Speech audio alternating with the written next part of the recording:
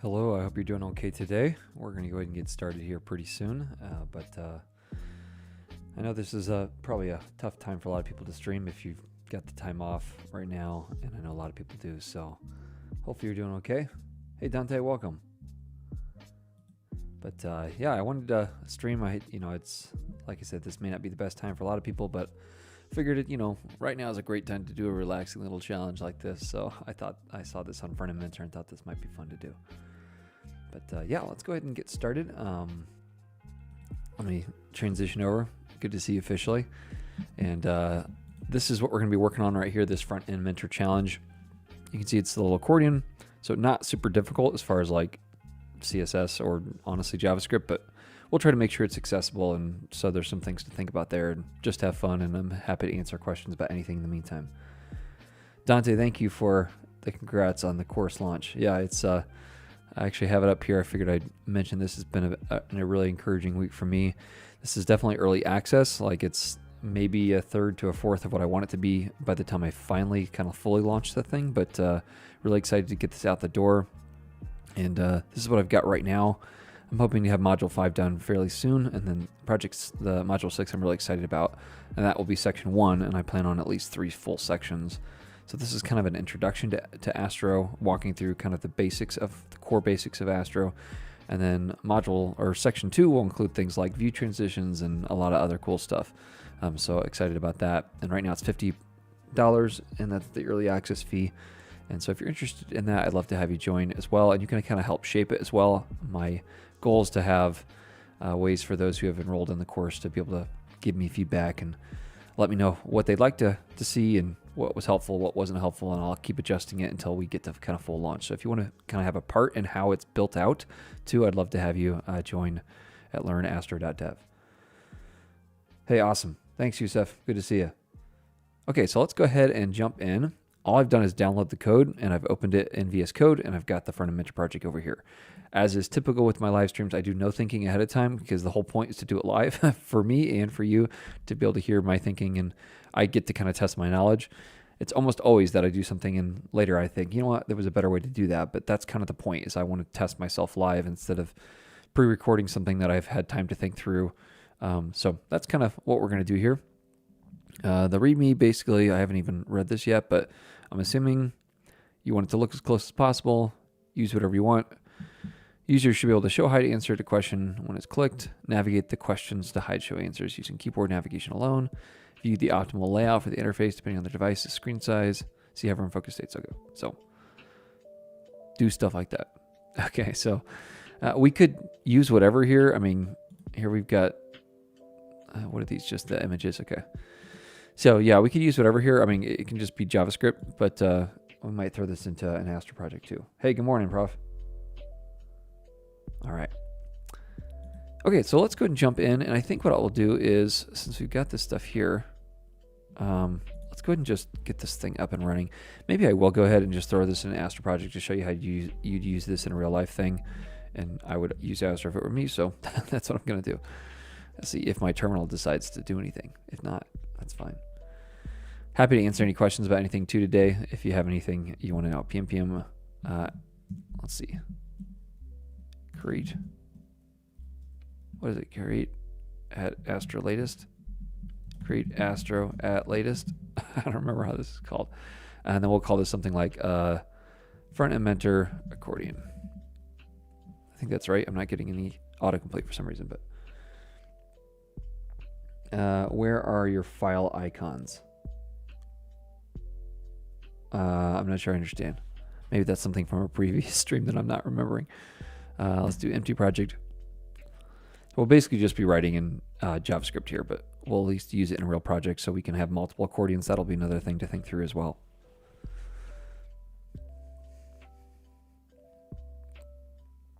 And Merry Christmas to anyone celebrating as well.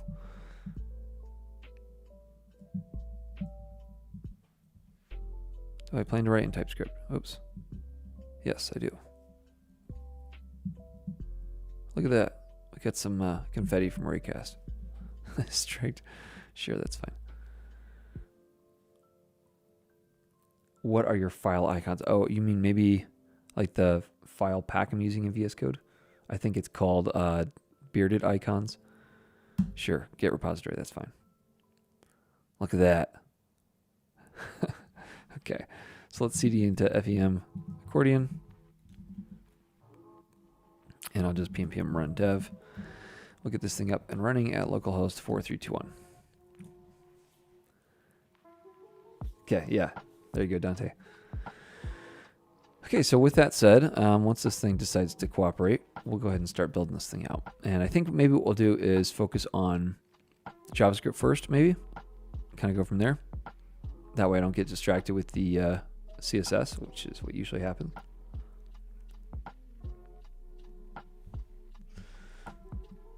There we go. Okay. We are up and running. Let me come back over this way. And let's see what we got here. Front are free.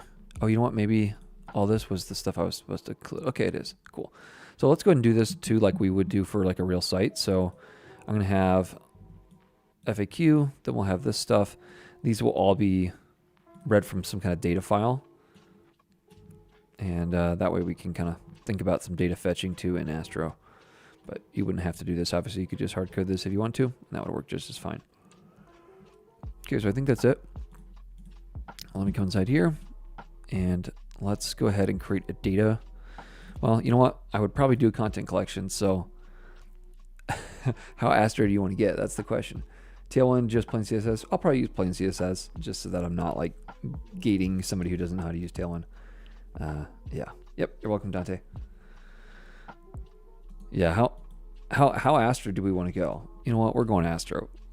I'm feeling so inspired this week. let's come in here and have content. We'll have a config.ts file.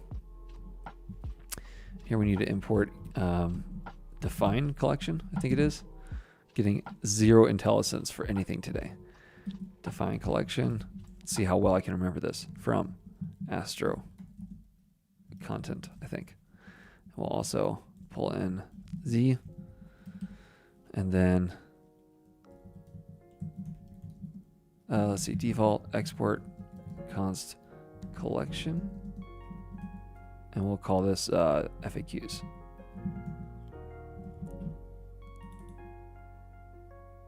Oops, export default, sorry. I always mess that one up. Not really sure why.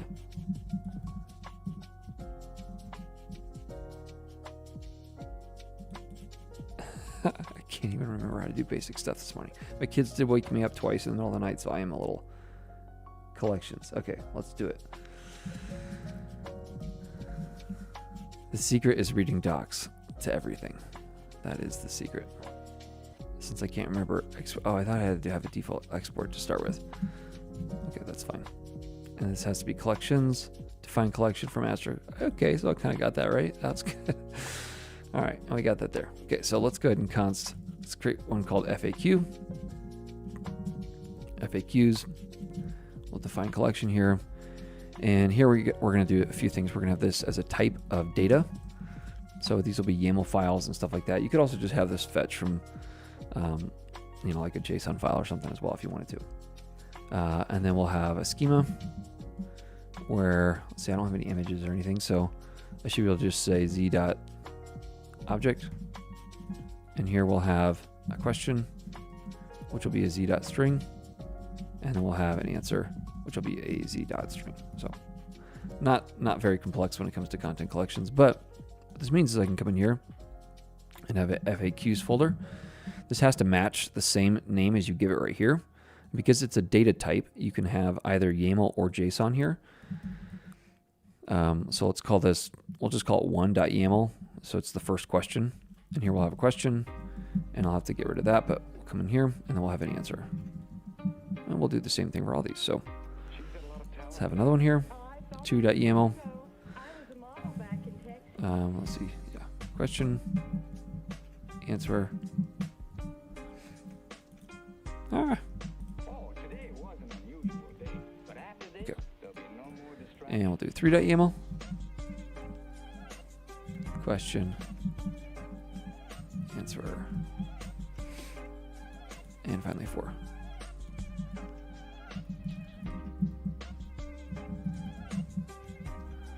All right, so we've got all those. Now we should be able to get these coming in here properly. Sometimes you have to restart this dev server when you do content collections because it's generating these types on the fly.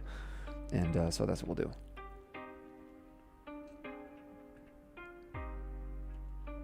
Come on. Looks like it found it, so that's good. So let's go ahead and do this. Let's create a little component. We'll call this Accordion. Astro. And it doesn't have to be an Astro file. Like, we're just going to be using HTML, CSS, and JavaScript, but we do need to get the data in here somehow. And so since we're getting a content collection here, we're going to call this like, actually, you know what? We'll just pass this in. So we'll say like items or something like that. Accordion items equals astro.props. And then let's come up here and have a type of props. Since I'm using TypeScript, you don't have to, but this will be accordion items. Accordion items, not going to help me out here. This will be a type of collection entry. And we're going to grab the FAQs just so we know what we're getting here. So this will be a bunch of FAQs. Okay. And this should automatically assign this to here. So now we know that this is going to have data attached to all these things, and we'll be getting this down this way. Okay, so let's think about how we're going to scaffold this out. And let me shut this down. We'll come back over here. All the routing is done here in this pages directory for Astro. So we'll say Astro Accordion or something like that. And down here, what we're going to do is fetch the data first, and then we'll pass it to this component. So let's, I guess, get the accordion in here. We'll pass this. What does it need? Accordion items. And this is what we're going to do. Let's go ahead and get the items. So we'll say items. Yeah, that's fine. Equals accordion. Sorry, get collection. And then what we want is the FAQs, and we need to await this so we can do that work asynchronously and give this to us here. And then we can just pass this the items, and everything's type checked, type safe. It's amazing. Welcome to Astro World. So we know we're going to have strings on both of these. We know the shape of the data automatically. We define the shape of the data over here just to make sure we know exactly what we're getting. So I should be able to loop through this with IntelliSense as well. So let's come back over here. There's my accordion right there. And let's see, Astro Accordion, and then all the accordion items are down this way. So anything I add down here, like hi, should just show up, right? Wow, hi is Italian. Interesting. All right. Let's go ahead and let me move this over just to make sure I'm not missing anybody saying anything. Which right now looks like I'm not, so cool. All right, so when we think about the actual design of this thing, oops, let's come over here. Let me pull up one of these things. Start with the mobile design. It doesn't really matter. We've got a few things to think about. We've got the icon, obviously. We've got the question. So this will all be one section here. And then we've got the content down here below. So again, just thinking JavaScript right now, what we might need. We'd want this to be interactive. And so we can either do a bunch of stuff ourselves and roll a bunch of our own things, or we can use something that's meant for interactivity, and that would be a button. So thinking semantically really will help us here with accessibility. We also want it to be keyboard accessible, be able to tab through it, you know, that kind of stuff. So that gives us all those focus states automatically. This content down here then will just be some kind of paragraph or something like this. How we animate this, they didn't really tell us, so probably we'll just show hide it real quick. We could also set it up to where you can have it to where you only have one open at a time, or we could have multiples open at a time. So that's another thing to think through. And we could do this in a couple ways. We could set this up as some kind of like JavaScript class that has a property on it that says whether or not more than one can be open at a time, or if the first one should be automatically open, that might be another setting. We could also just have this as like a top level data attribute that says whether or not it should be open. So that's probably what I'll do. Whether the first should be open automatically, or whether you can have multiples open at the same time, or whether it will shut it when you open those. So those are some things for us to think through. Okay, so we've got a button up here. I'm going to have two data properties on here. One will be data is first open or something like that. And that way we could have the first expanded automatically, or is first expanded maybe. The other thing we want to do with accessibility is tie this together with this content down here. So I think the way to do that, and we'll have to check on it, is to use an ARIA is labeled by and ARIA controls, or is Yeah, REO controls, I think that's right. And that way we're tying these two things together. So when you're using a screen reader or other assistive technology, it will actually say, hey, this is what this button's going to do. It's going to interact with this. I think we'd also want to have like an is expanded attribute as well. ARIA is expanded on here as well. So again, we'll look into that. You can make big mistakes with accessibility trying to be accessible. So I'm going to do my best, and I'm more than happy to have anybody correct me or help me understand better how to do this. Okay, so let's go ahead and jump back over here. And now that we have that kind of general plane in mind, let me close the sidebar down. Let's do this. So we're going to have a wrapper around the whole thing. So I think this would probably just be like a section or something. Well, the whole thing would probably be section. Yeah, I think that'll work. All right, so what I'm going to do is maybe pass in, we'll have an ARIA label here. No, here's what we're going to do. Okay, so because of this design here, where we have this FAQs being passed in, we could have this be multiple things, but the whole section should be defined by whatever that title is. So we'll do ARIA labeled by. I'm not sure why this isn't doing anything, but then we'll point this to whatever the ID is that's been passed in. So we're going to do this in a couple different ways. Let's go ahead and pass in a title as well. And then what we can do is slugify this title right here. So I think that's what we'll do. Now there are actual like NPM packages that slugify NPM packages. I think there's one like Sluggo or something. Slugify looks like something as well. Do people use this? Published 9 months ago. People use it. Okay. So I guess we'll just use this. Okay, that's fine. So let's do, come in here, PNPM, slugify. You know what, the other thing I want to do is add Astro icon as well, because we're going to use icons as well. And in Astro, you can compress those and minify them and embed them into your files using that. So let's go ahead and do that in ppm run dev. Make sure that gets back up and running. Okay, cool. I'm assuming I can import this as well. So let's see. So what I want to do is here, I want to slugify the title. Slugify? No? Okay, I guess we'll have to pull this in.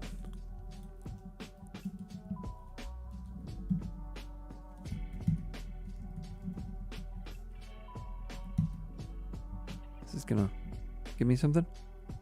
Okay, yeah. So let's go ahead and slugify here the title. We'll see what happens.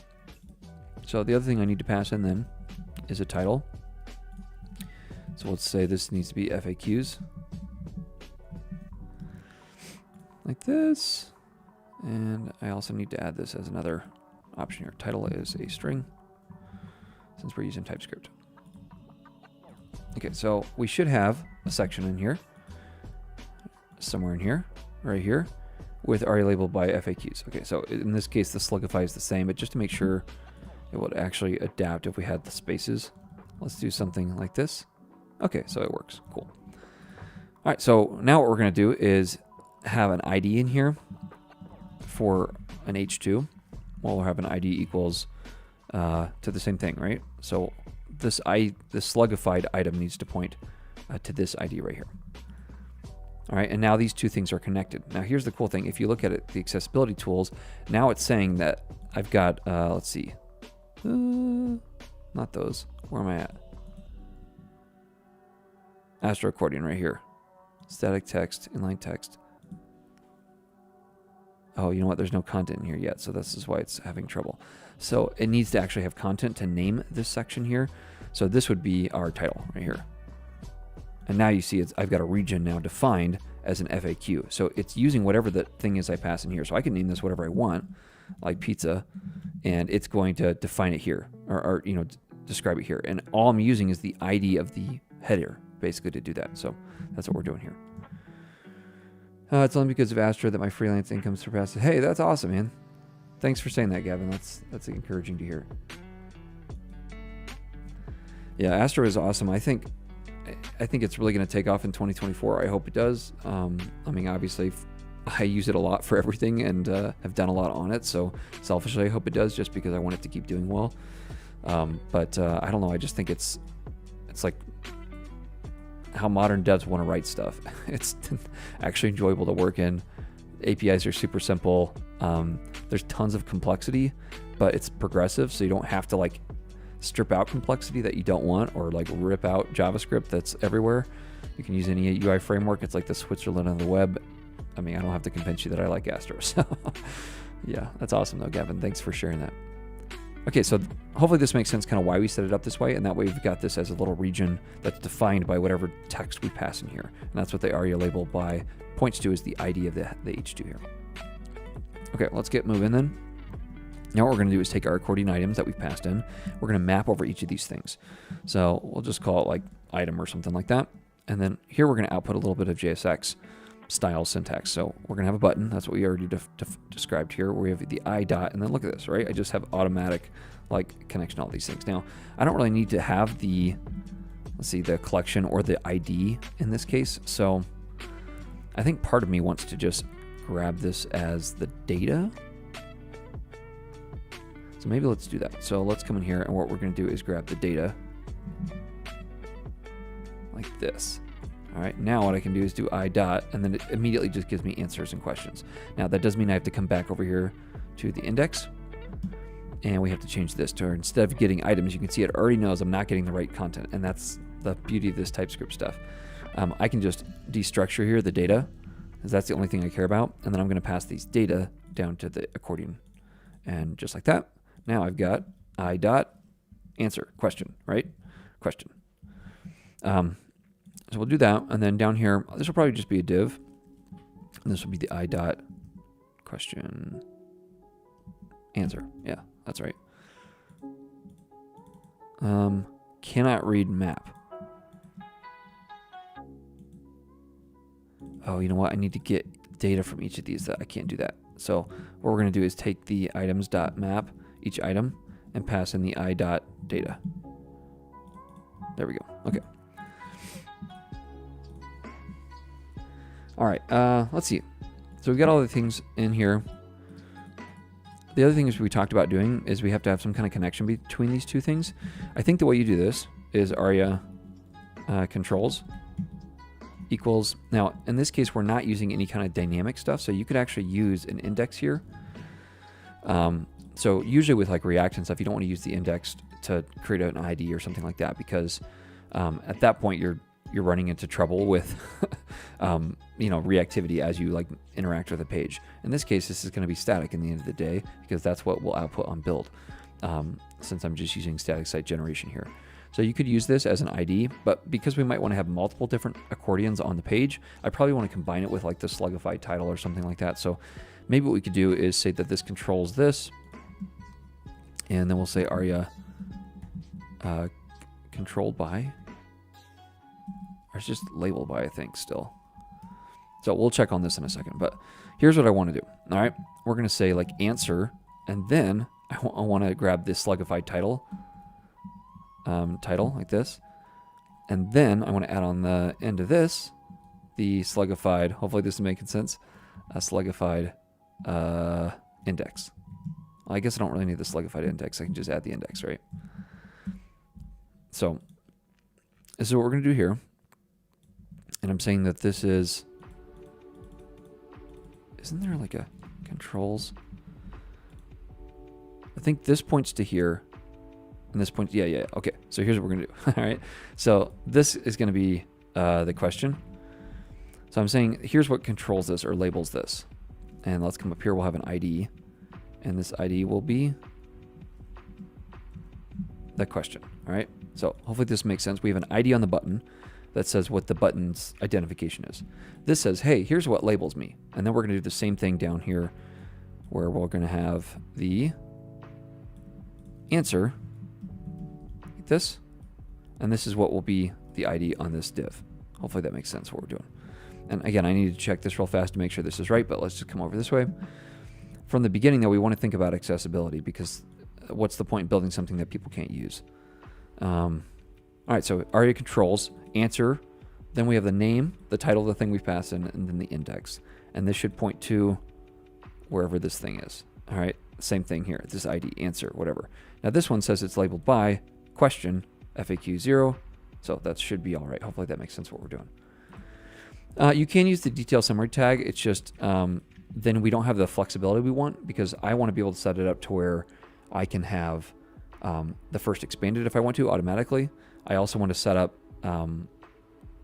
whether or not multiples can be expanded or not, and you could do that, I suppose, with the details button, but you'd have to overwrite some existing stuff, so it's not that much more work to do it this way, and you'd have to basically do the same thing with the details anyhow. So that's what I would tend to do, but maybe somebody has a better idea. I'm happy to hear that. All right, hopefully that makes sense kind of what we're doing. The other thing I might want to do here is have an aria expanded, and I think indicates with it, or another grouping element it controls is currently expanded. Okay, so we're going to set this to false to start with. Now, the last thing we're going to do is set up some data items here.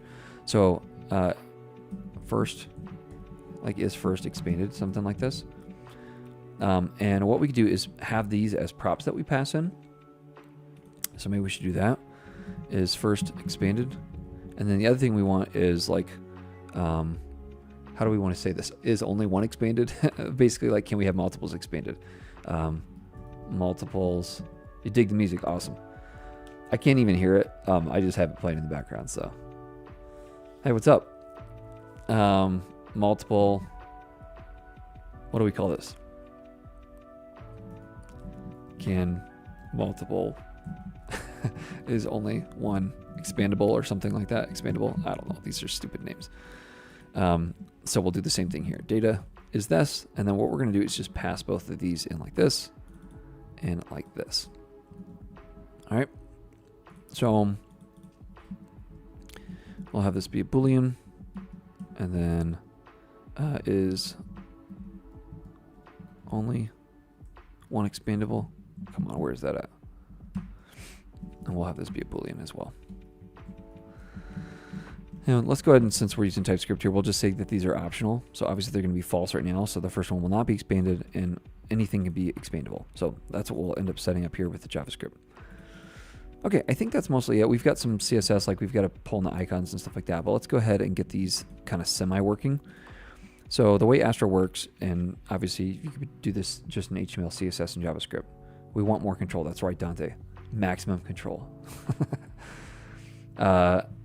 But the way Astro works, you can have these style tags here, and they're automatically scoped. So I can just say the buttons, I want to be like, I don't know, like background color blue or something. And now all these will have a background color blue. If I come back over here, we have a random button here. Come on.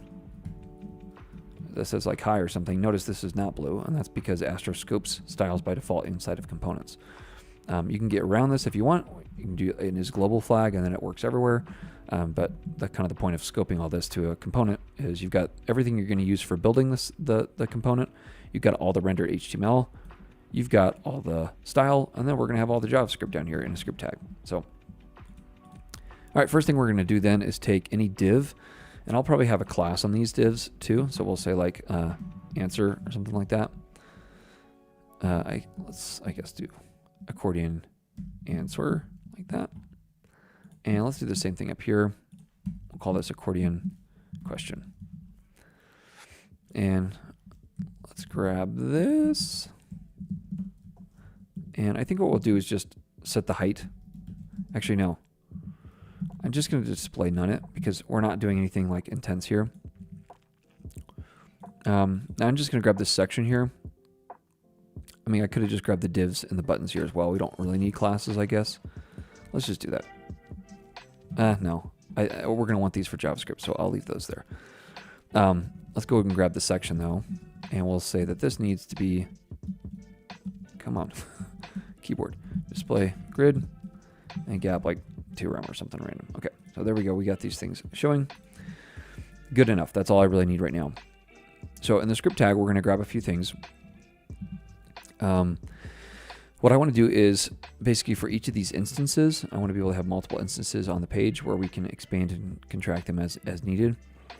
I want to be able to, yeah. I think this is right. Is this what I want to do? Yeah. Let's add a class here. We'll call this like ACC. All right. So what we're going to do is select all the ACCs. If I just do sections, this is going to be a module that'll be used everywhere, and so it won't work if we have multiples of them on the page. So let's go ahead and grab accordions equals document dot query selector all. We'll select anything with the ACC class. Now, right now we only have one. So just to make sure this is going to work for multiples automatically, let's go ahead and just do the same thing here. And we need to have a different title. So this is one thing we would need is unique titles for all these. We'll say like unique title. And now we've got these two sections. Okay, so we can see right away if this is going to work. So now what we want to do is for each accordion, we want to basically decide first of all how these data attributes look, if we should have the first one expanded or not. Yeah, so I think I want to initialize them in some ways. Like this is why, to me, I almost want to use like object-oriented programming here and have classes. But I'm not sure I want to try that off the top of my head because I haven't written object-oriented stuff in a little bit. So let's just go ahead and take these and say for each ACC. And I think the first thing I want to do is, let's see, I guess what we could do is attach event listeners to the actual accordion itself. See what we click on, and then use that instead of creating like 8 different event listeners. I mean, how many FAQs are you going to have on a page though? We could also just set up event listeners on all the buttons. So because we can basically take a parent click and decide what's being clicked on inside of it. Part of me wants to just set up one event listener per accordion and then just see what we've clicked on inside of there and do stuff. But then we have to constantly check if we've clicked on a button, and I don't know. Let's start with something, okay? So we've got each of these ACCs. We're going to say the ACC. Let's go ahead and first of all see like is first expanded, and we'll take this equal to ACC dot dataset, right? What? I'll say as section HTML section. Like mixing a basic project like this with TypeScript is probably not super helpful for a lot of people. So sorry about that. HTML section. I don't know. I guess this would just be a div basically. It should act the exact same way. So, okay.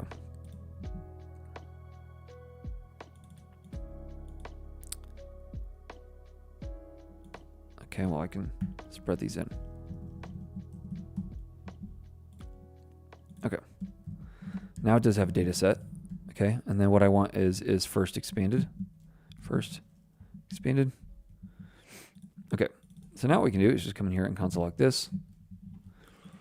And it should run automatically here. Let's just open up the console. Undefined, undefined. Okay, cool. What did we call these things? Data is first expanded. Oh, it's because they're both false. So let's grab this first one here. And we'll say is first expanded. We'll set this equal to true.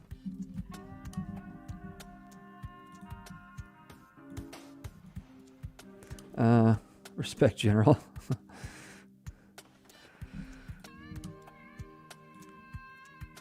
Okay, let me just make sure I'm actually getting what I think I am in here, because for some reason this isn't even console logging. Is first expanded. So I guess this one here.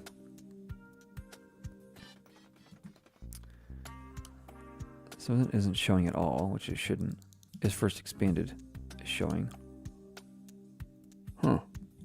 Well, let's come in here and grab the ACC dot get attribute. And we'll get data is first expanded. Get out of here. So this is giving me nothing. So I guess what we need to do is set this to true or false, which is what I thought I did here, right? I should be setting this to true. We could just say like has attribute then. Okay. Way to overcomplicate stuff. Okay. So now what we've got is basically whether or not the first is expanded. If it is, then what I want to do is grab the first child and toggle that is expanded, right? Here, are you expanded? So let's do that. So let's say if is first expanded, then I want the ACC dot I guess what we could do is take the child nodes, and we could just flip the attribute, set attribute, aria expanded. We can set this to true. Let's see. Does this work? I don't know. Wait a second. No. Oh yeah, because it's right here. So I need the first button. Okay. So what I need is the first button. So I guess we could do a lookup here. Probably some kind of like query selector. First button equals. We'll take the acc.query selector, and we're going to select the, I guess let's just do accordion button, right? Don't we have a class? acc question. And we'll just grab the first one. And by doing query selector only, it should just give us the very first one. And now what I can do is take the first button and do this stuff to it. Again, there may be a faster way to do some of this, but as HTML button element. All right, now we should be able to come in here, and this one should say aria expanded true.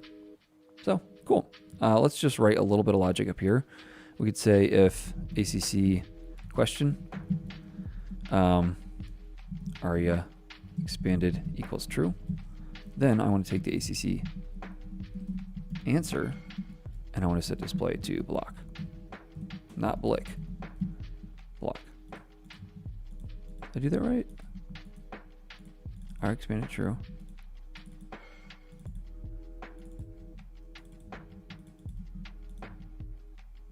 Okay. Oh, you know what? It needs to be its sibling.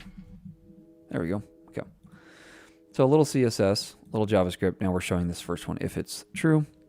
If it's not, like this one down here, it's not showing. So this is basically the initiation phase here. Now we have to decide what else we want to do. If we want to set up event listeners on the entire thing and just have that control everything, or set them up individually. I think I'm going to set it up on the whole thing. So let's do that. So just to make sure this is clear, let's just say like set is show hide, show first expanded if, yeah, if data is first expanded is present, or something like that. Okay. Okay, next thing we're going to do is set event listeners. And you know what I want to do is, we're going to be doing this a lot, so why don't I create a little function here. We're going to call this like toggle aria expanded. And this will take in, let's have this take in a button element. So HTML button element. And what we're going to do is take the button and we're going to do this to it. Like this, except we don't want to just set it like that. What we want to do is toggle it based on whether it's true or not currently. So we'll toggle aria expanded and we'll pass the first button. Okay, so this should be the opposite of whatever the button currently is. So we could just say, well, maybe to make it clear, let's say like is expanded or something. You can actually do JSON.parse here, which I don't exactly remember why, but you can. And I think what you do is pass in like the button dot get attribute, and this would be aria expanded. What's going on here? String or null is not. Hey, Fuzzy Bear, welcome. Merry Christmas. It's always nice to have Fuzzy Bear. I don't know that I remember you joining before. It's been a while though. It's good to see you. What was I doing? Get attribute. What does this want to do? To type string null. What's null? This? Oh. Oh. Let's just say this is a string. Actually, this is going to be is Boolean. All right, shouldn't this be as string here? And this will be Boolean, true or false. Now we can just set this to the is expanded. Actually, the opposite of is expanded.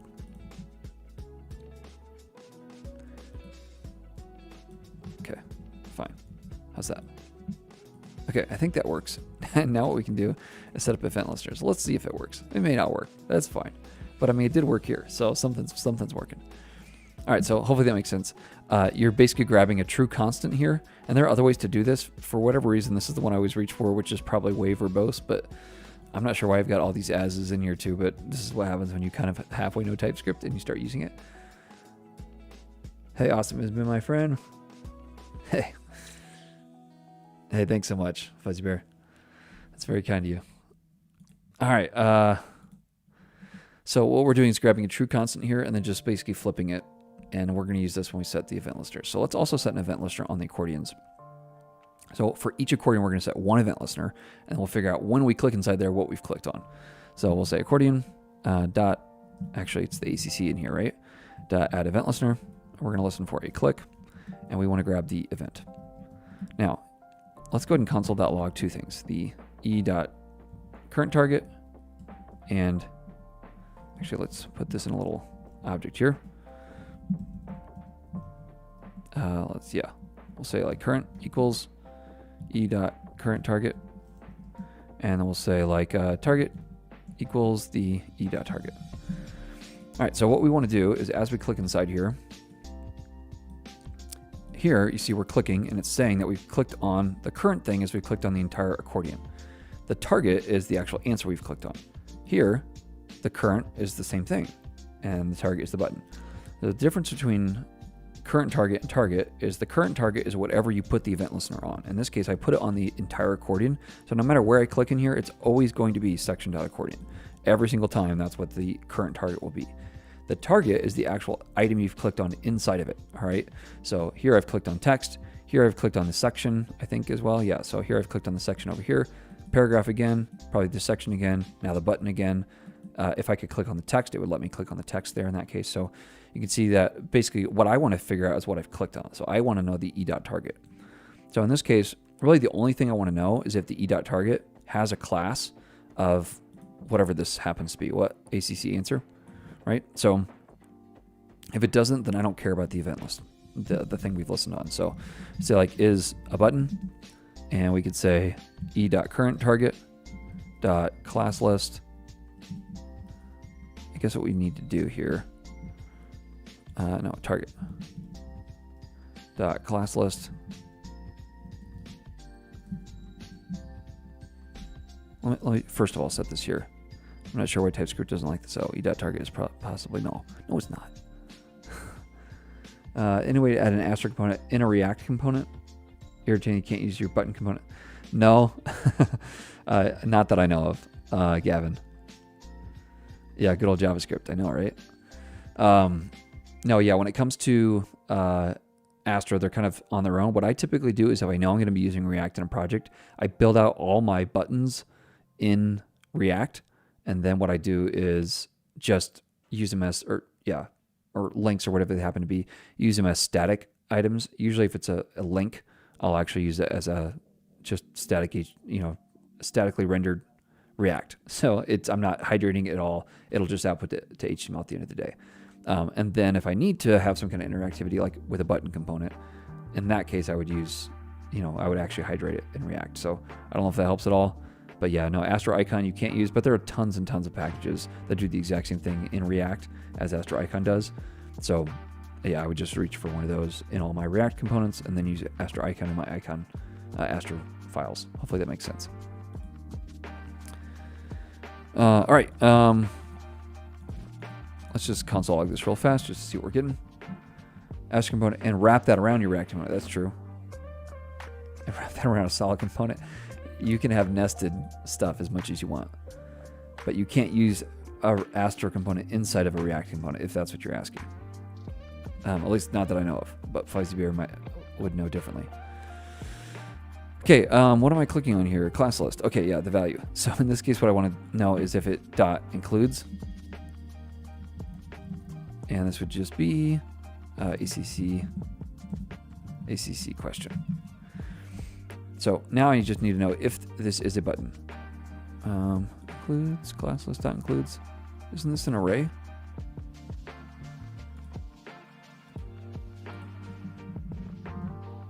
Let's come back here.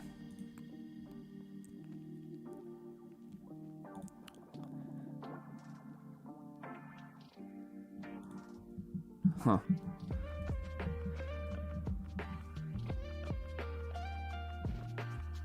This is an array of items. I should be able to say if it includes, right?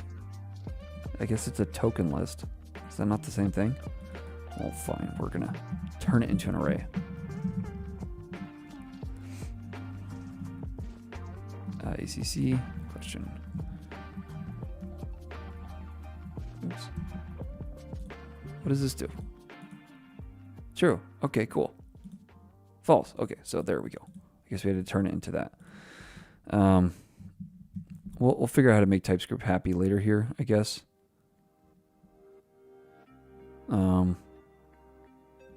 Yeah, target is possibly null. How could it be null inside of a click as a target? I don't know. We'll leave that alone for now. It's the problem with using TypeScript when you kind of know it, is you run into these situations. Okay, so if it doesn't include, so if it's not a button, then I just want to return. I don't care, right? I don't want anything to happen. So this is basically like a check on, or like only let button clicks through, right?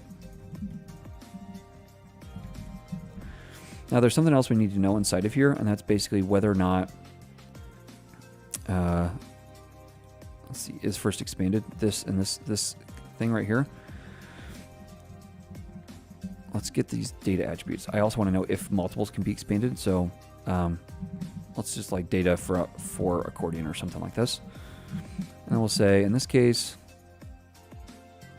is only one expandable. And we'll do the same thing here. If it has, is only one expandable. So if only one is expandable, then we'll kind of know what to close out everything else. Otherwise, we don't have to worry about that. Expect errors might get to, okay. Astro's parent island, everything from there down can be whatever you want. Astro's server component, client-side JavaScript, so, yep.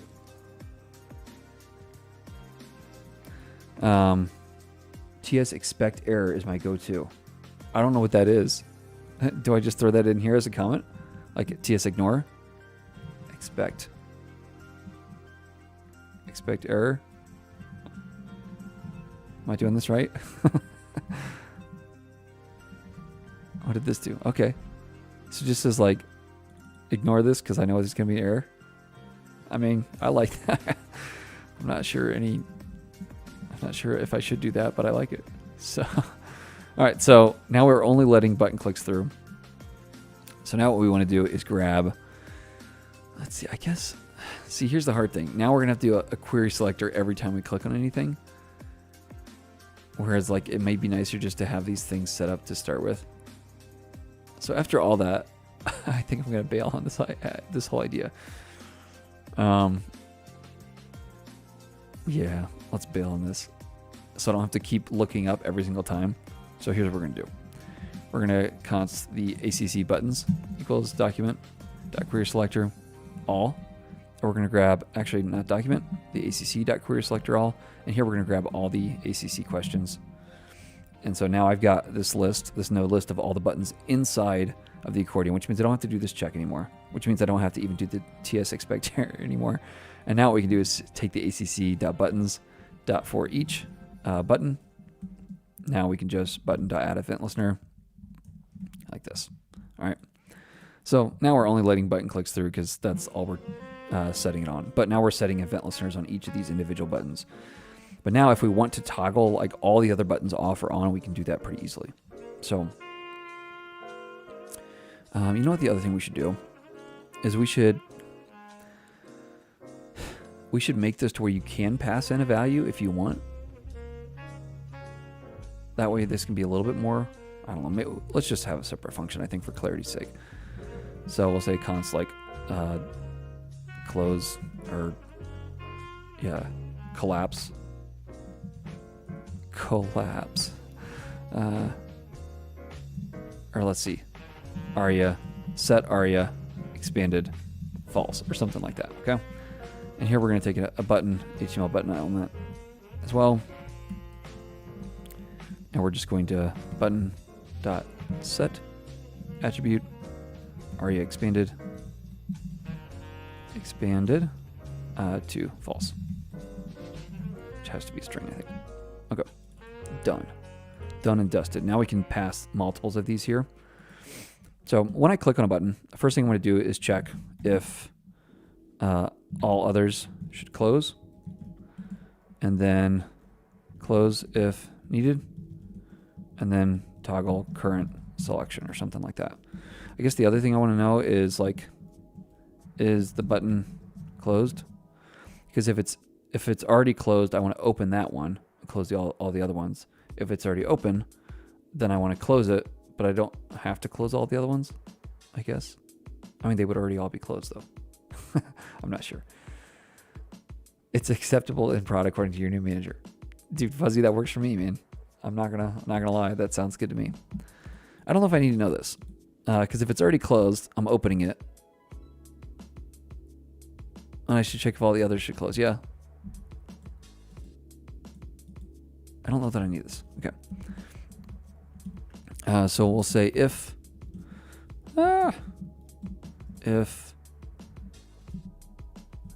is only one expandable. So if only one is expandable, all the others should close. Then what I want to first do is take all my accordion buttons, and I want to pass these all to close or set aria expanded false. All right. Oops. For each, and I would just pass them all to set it. Button void is not acceptable to type. I think this has to be an actual array. Nope. So this should be a button. Oh, it just says it's an element. Okay, so I just need to have this as HTML button elements. And then I need to probably have this as an array. I guess I could have it as a node list, but in this case, I'm already starting. So let's just do it like this. Now these are button elements. Now I can pass them here. Now they'll all set them to false. So if only one's expandable, it's going to first close all the buttons. Now, in this case, we have two possibilities, right? The thing we've clicked on is closed already, in which case setting it to closed again is not going to hurt. If it's open already, I want to close it. But if only one's expandable anyhow, I don't want to open another one. So either way, I'm basically closing everything at this point, right? Hopefully that makes sense. If only one is expandable. Then what I want to do is to know if it's open or closed. Closed. Is the current button open? So you know what we're going to do? We're going to strip this thing out right here, right? And we're going to have another little helper where we say like const is button is aria expanded or something like that. All right, and we're going to have again HTML button element, and we're just going to return this, right? So I guess we don't even need this. Let's just make it implicit return. And then what I can do is come in here and say is expanded, is aria is expanded, and we'll pass the button. Now we've got this nice little helper that I can use down this way too. Is expanded equals this, passing the button. All right, so if it is expanded, let me think through the logic real fast, talk it out. So if the button is already expanded, in this case, I've just closed it. All right, if it's already closed, I've closed. So either way, we're fine here. But if it was expanded back here before we closed it, right, that's the order of the thing, then I want to open it, right? I think that's right. So what we can say is open if it needed to be opened. Expand, I don't know. Expand if it was previously closed. How about that? So let's grab the if is expanded. And what I want to know is if it's not expanded. So if it was already closed, then what I want to do is toggle it, right? So toggle already expanded, and I want to pass it the button. Hopefully this makes sense what we're doing. So we're inside this button loop for each of these event listeners. Toggle the current selection. I think that's what I just did. All right, something like that. So this should do something. It's not, which is awesome. Okay, so in this case, I guess, if it's not expanded, do I want this either way? Let's check. I want it either way. I don't know what I was doing. Previous me was very smart. Current me, not smart. Previous me being like 10 seconds ago. All right, so there we go. I mean, that's functional, right? Yeah. We got some more stuff we got to do with keyboard accessibility and stuff. But so now what I want to do is make sure that if I can set the is only one expandable. We set this to true. Let's see if this works. It's got a chance. Hey. So hopefully that logic made sense. Now, when I'm clicking here, okay, so I do actually want this. Okay. Never mind. Previous me was an idiot. Me of 20 seconds ago was very smart. Okay, so I guess what we should do here, if it was not expanded, I want to toggle it. If this is what I want to do. That's the problem when I'm going to blame my children for waking me up. Okay. So it's not closing it, right? So I guess what I really want to know is only one expandable here. We're closing all these automatically, right? So here this works every time because I'm just already closing them all.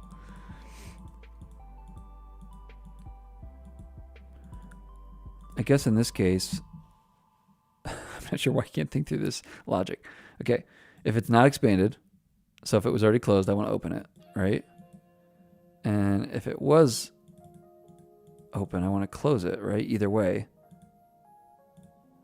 Okay, so here's what I think we need. I want it to always be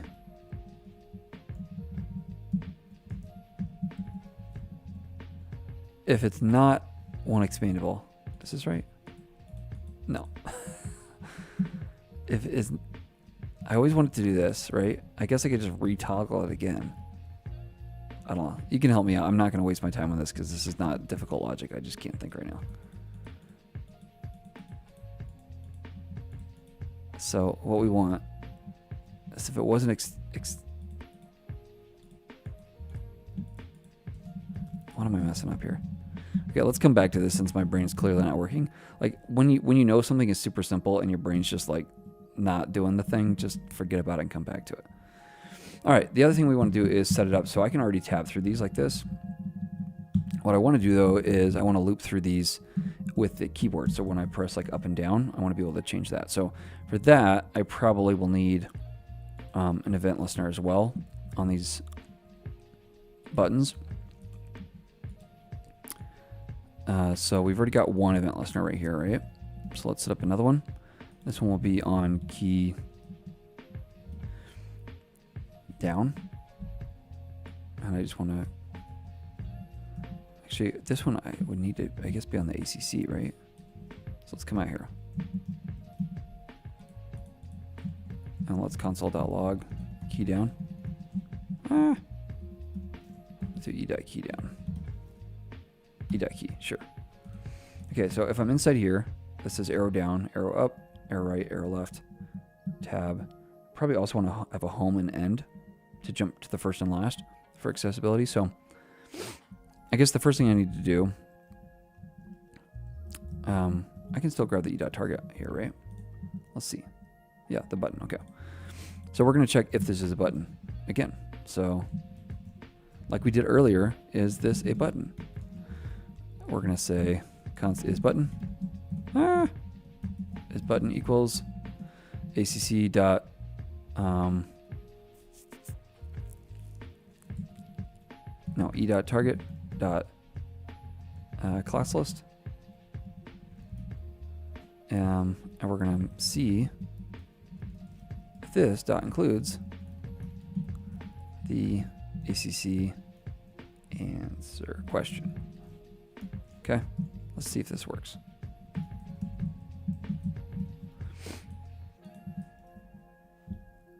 True, it is. Okay.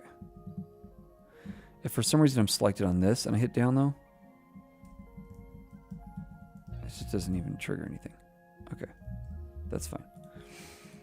Okay, the important thing though is I know it's a button. So we could say if is not a button, then let's just return. Assuming it is a button. Wait, fuzzy, where is it? TS expect error. Done. We fixed our TypeScript problems. All right, so if it is a button, then we're good there.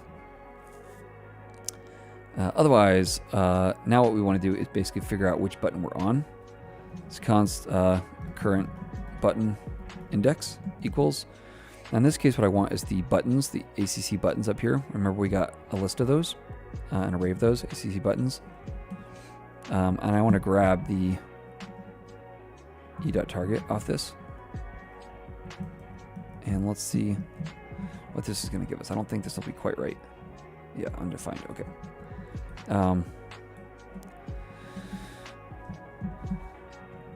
Index. Index of, what am I looking at? ACC buttons dot index of, and I'm going to pass it the actual e.target, I think. Let's see what this does. It's got a chance. 0, 1, 2, 3, 0. Okay, cool. So I'm actually getting the index. Now I know which one to basically go to. Now I can do a couple things here. We can do like a little switch statement.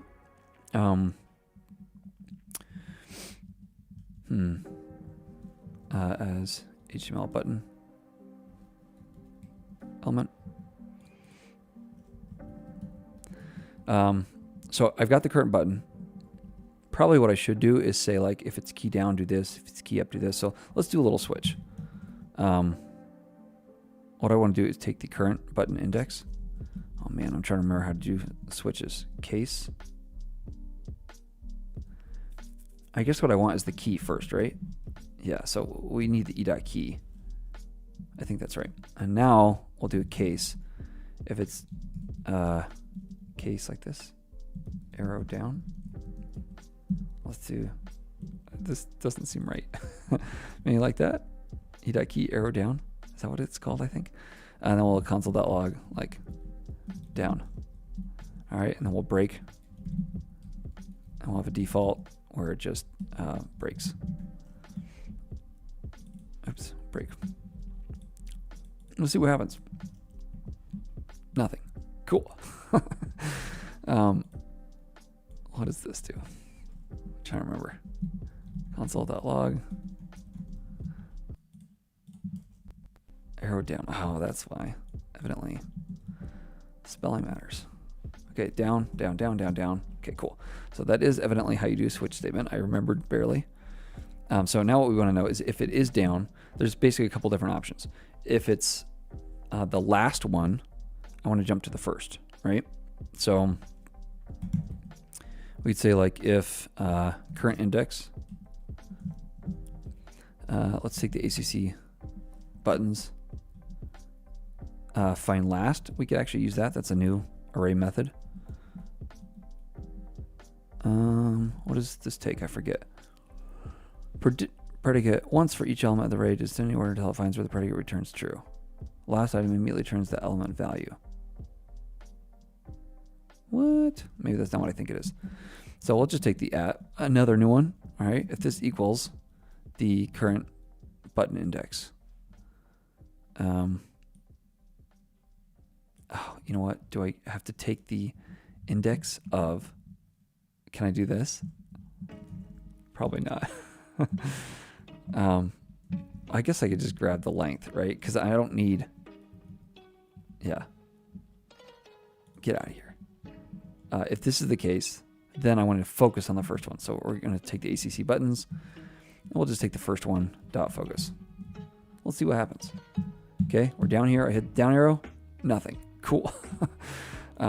Maybe this has to be -1, I think. Hey, it worked. Okay, cool. All right, otherwise, I just want to take the ACC dot buttons dot, I just want to take whatever the next one is, right? So this would be the current button index +1 dot focus. All right, so now I should be able to go down and then it loops back up. Can it read the properties of undefined reading focus? Okay, so I guess this needs to be an else. There we go. Okay, so down. Basically, what I'm saying is every single time just go down.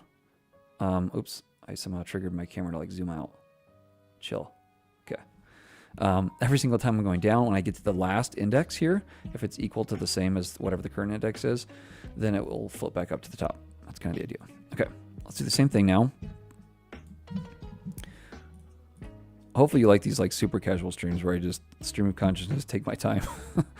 I'm not trying to rush anything. This is just how I would code myself here in the morning. So the other thing is if current index equals 0, right?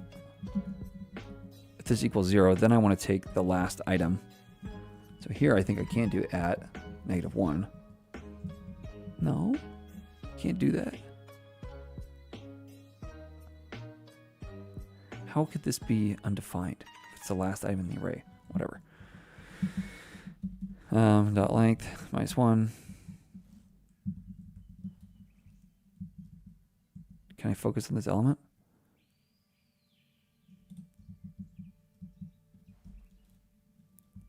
I guess I have to do ACC buttons dot length -1. Then I can focus on that. Okay. Otherwise, what I'm going to do is focus on the last item. So, or on the previous item, right? Okay, so in here, come down. I can go up, same way. Now, the other thing I might want to do is, since I've got these like moving, right? Everything else is moving here. So what I should probably do is have an e.prevent default, so it's not scrolling the whole page every time, because that was kind of annoying. So now I can go up and down. It's about time we had gone along. Cannot read property of undefined. Let me turn this on just so you can see this. Keystroke Pro. For some reason it's not working. Okay, never mind. I was going to show you my keyboard focus states. Let me try it one more time. Keystroke Pro. So this should be working.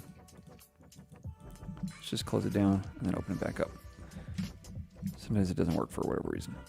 Okay, so now if I come over here and I go down, down, down, when I hit here, it should pop back up, up, up, up, up, up. So that all works. I can toggle stuff with the space bar, maybe. What? We'll have to figure that out. Okay. Oh, you know what? I'm automatically preventing default here. So probably shouldn't do that. What I should do is say if e.key equals, let's do arrow down, or if e.key equals arrow up, or if e.key equals end, I think, or if e.key equals home. If any of these things are the case, then I wanted to prevent the default. That way I'm not preventing like space bars or enters, because that's what I was doing, which, by the way, is not the right way to do that. So, hey, welcome. Hey, nice. Yeah, I'm hoping we can make it all work. And we want it to be accessible, which is kind of the hard part of this. I mean, it's not super challenging, but I don't know. Let's come in here. We'll say end. And all I want to do is basically, no matter what, I want to focus on the last item, right? So just going to do that. Because typically what you want is if they press the end key, you want to be able to jump to the very end, the last item. If I press the home, we want to go opposite. So I think this is the last keyboard event thing we need to do. We go home, and this we're just going to focus on whatever the first item is. So now no matter where I'm at, if I hit down arrow, that works. loops through, up arrow, same thing. Wherever I'm at, if I hit end, it goes to the end. If I hit home, it goes to the first one. So home, end, home, end, home, end. All right. All right, so we got that all accessible, I think. We're just preventing the default on those. Hopefully that makes sense what we're doing. Only prevent default if these 4 buttons are pressed. I think that should work because it's only capturing events inside of the ACC. So you should still be able to be up here and hit like the end and it should jump to the end of the page. Yeah. I think that's good. I'm just writing a bunch of comments in case somebody sees this online and doesn't want to watch the stream and me just go around in circles. Handle for key press options for accordions. Now, the same thing should happen down here, right? And it can be dynamic based on how many things we passed in. So I should be able to come over here. Let's just like slice off 1 or something like that. So now we should only have 3 on this bottom one. And so same thing should work, right? Because it's dynamically figuring out how long the length of the thing is. I can still use the arrows like this. I can still tab, but it'll actually tab like through it. Oops, which is how you'd expect it to work. So I think that's all working. Yeah, so I think the only logic we have left is the thing, whatever I couldn't figure out earlier. So let's figure out what that was. Okay, so let me kind of come at this fresh, and then we'll style after that. And I think that's pretty much all we have left. I don't know if there was anything else I had to do. Read me.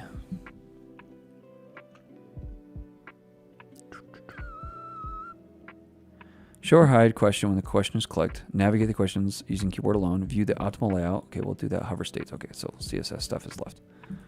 I don't even know if I'm going to do CSS at this point because I don't know. The interesting thing here is the JavaScript.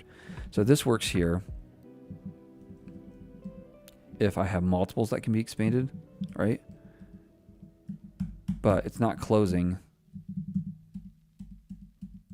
Yeah. Okay, so it's not closing if I can only have 1 expanded. Right? Just on click, but it's not closing again. Okay. So where are we at here? Check if all others should close. Okay, so we're going to close everything if they need to. If only 1 is expandable, we close them all first. That's true.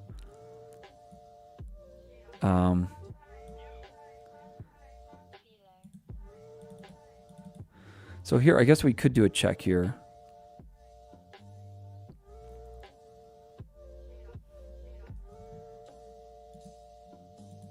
Yeah, I guess we could do it and say if is only 1 expandable, since that's the condition, and this is expanded, then in this case, I don't want to do anything, right? Because it's already closed at this point.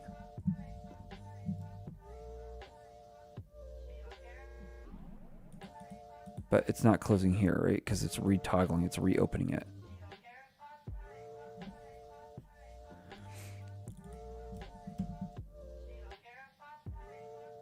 So if is only 1 expanded, and it is expanded, then I just want to return, basically, right?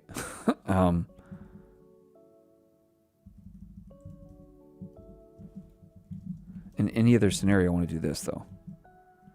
Is that right? So now that should close. I'm sure there's better ways to do that logic, but at least I got it working. Okay. Home, end, come down here. So there you go. Okay, so now the real test here will be turning on some accessibility stuff. So let's do a command function F5. There we go. Yeah. So you won't be able to hear this, I don't think, but you can at least read it. So when I come inside here, you'll see now it says it's a button that's collapsed, and it tells you what region it's in, which is the FAQ region, whatever. So now it says it's expanded, and this is the group that it's expanded in. So it's saying now it's a collapse button.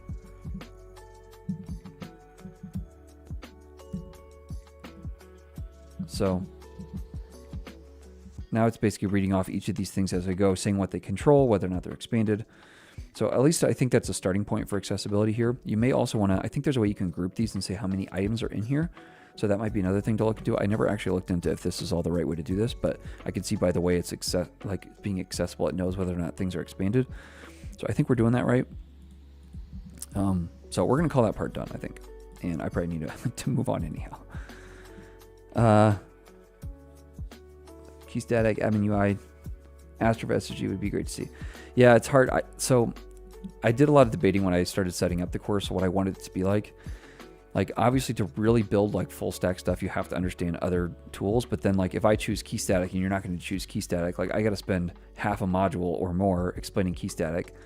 Or if I choose some other platform you're not going to use, like Firebase or whatever, you're like, okay, well, I got to just trudge through this and try to connect it to my thing. So I'm trying my best to really stay focused on Astro and using like the most minimal option as possible. And then maybe even saying like, here's how you do it here, here's how you do it here.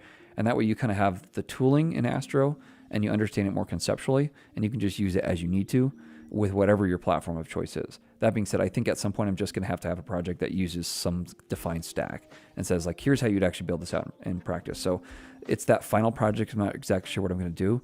I've thought a lot about doing some kind of like straight up e-commerce site with full everything off and the whole thing as like the final project. But then again, I have to choose all these different third-party solutions that you may or may not want. So if I do something like that, it will probably only be for the final project, and it will be implementing a lot of the stuff we've talked about happening to use a certain stack, if that makes any sense. But that's some of the struggle with like creating this courses. I've taken courses before where they're like, it's about this, and then you end up spending half the time learning Firebase, and it's not like, okay, I mean, I'm fine with Firebase, but I may not even use Firebase, and now I got to figure out how Firebase works. And like, especially if you're new to it, you're like, what exactly is like going to be Firebase and what exactly is whatever I'm learning, and like, where do the two things disconnect? So that's kind of some of my struggle. How long is early access? My plan at this point is as I release each section, I will slowly increase the price. So the next section, I'm not even done with the first section, so you'll see it as I go. I'll be updating it. So I guess pay attention to the landing page there, but my guess would be sometime January until the next little price bump. And then finally, when I get to the full launch, I'll have a better sense of what I should charge. But I figured $50 was, I hope in the end, if you paid $50, you're like, man, I can't believe I paid so little for this thing. That's my goal. And clearly we're being very extra right here. So hopefully that gives you an indication of the extraness of stuff.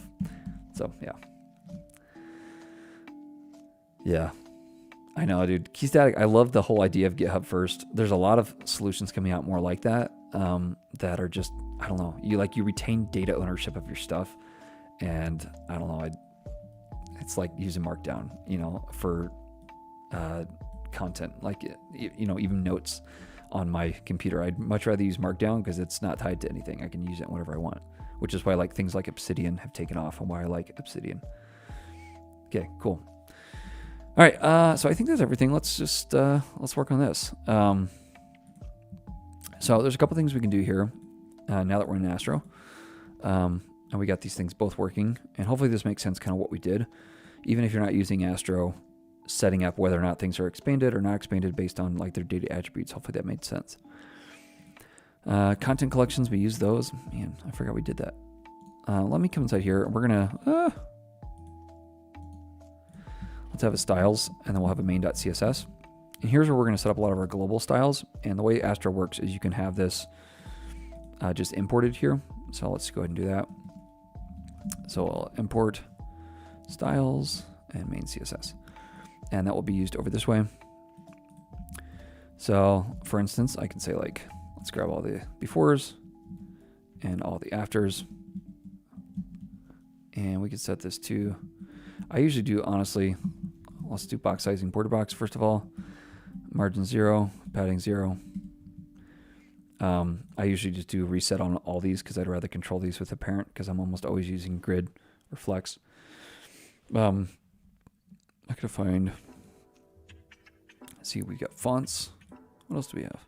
Extra fonts. What are these things doing here? Oh, some of these are variable and some of these aren't. I'm not sure I can remember how to do variable fonts off the top of my head, so maybe I'll steal these. Let's drag these in here.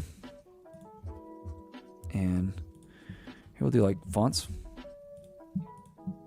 There's a new Astro package on fonts that I saw, but I haven't looked at it yet. Should we do that? One of these days you should do a showcase of your Obsidian. I do like Obsidian. I do some cool well, I don't know if it's that cool. It's mostly disorganized, but I have a few like scripts where if I like add a new file in a folder, it like asks me a bunch of questions like who's this meeting with, how long, you know, what day is it? It adds in all that kind of stuff automatically. Jumping into code, I wrote like 100 lines of code this week. Yeah, I don't know. I think I'm not sure I'm the best person to answer that. As far as new stuff, like honestly, it's usually I need to build something out, so that's when I go read stuff. But I don't know if that really answers your question. If it's just general coding stuff, I usually wait till I hear about it 5, 6, 7 times, and then I'm like, okay, I should go check this out. So I have like probably every dev, I have a list of like 5,000 articles at some point I want to read, or like 5,000 things I saw on Twitter. They're like, oh, that's kind of interesting. So like sometimes I bookmark it in Twitter just so I feel better and I sleep at night. But I mean, we all know I'm probably not going to ever go read those things. So I don't have enough life to do that. So I don't know if that's helpful at all. I understand, but basically I just build stuff, and when I need to, then I look up the new stuff. And following people who stay up to date with stuff is helpful as far as just like general JavaScript or CSS stuff. So like Adam Argyle or Kevin Powell for CSS, like follow the two of them. You're pretty much always going to get anything you need. Una is another great one. So Jay Hay, you know, those 4, if you follow the 4 of them, you're always going to know everything that's up to date. JavaScript and CSS stuff, basically Wes Boss and Scott Talinsky. I follow them. I pretty much know what's going on. Web Dev Simplified has stuff like that too. So as far as like CSS and JavaScript, that's basically what I do, if that's what you're asking. When it comes to actually using new tools like Astro or whatever, like I've just kind of zeroed in on Astro and started using it everywhere for the last couple of years now. So it's like that has helped narrow me some, but I also use React when I want to too. So I don't know if any of that's helpful, but that's my very loose process. Okay, so we pulled in the fonts here. Let's make a little list for ourselves since I'm just rambling about stuff. Left to do. I'm probably going to forget to remove this and it'll be on the repo, but what do we have? Add CSS for stuff. Add fonts. Test. Or like, I don't know. That's really all I have. Why is this a list? Okay. First thing I probably need to do is get my new fonts. Get my fonts in here. So let's do a font face family. And here what we want to do is name this, what is this thing called? By putting it in the public directory, it'll be available for us. Work sans. Now you can do a couple things here. You can have a local too. Local, right? And this, you just call it like work sans bold or something like that, or regular. And that way, if you have it on your system, it will use that. But what I want to do in this case is, let's see, it's going to be in the public directory, fonts, work sans regular .ttf. And this is like type or something. Type. I'm going to have to look this up. Font face.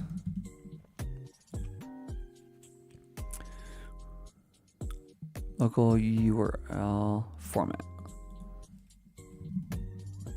TTF. And then style or something. What's the font weight? Style.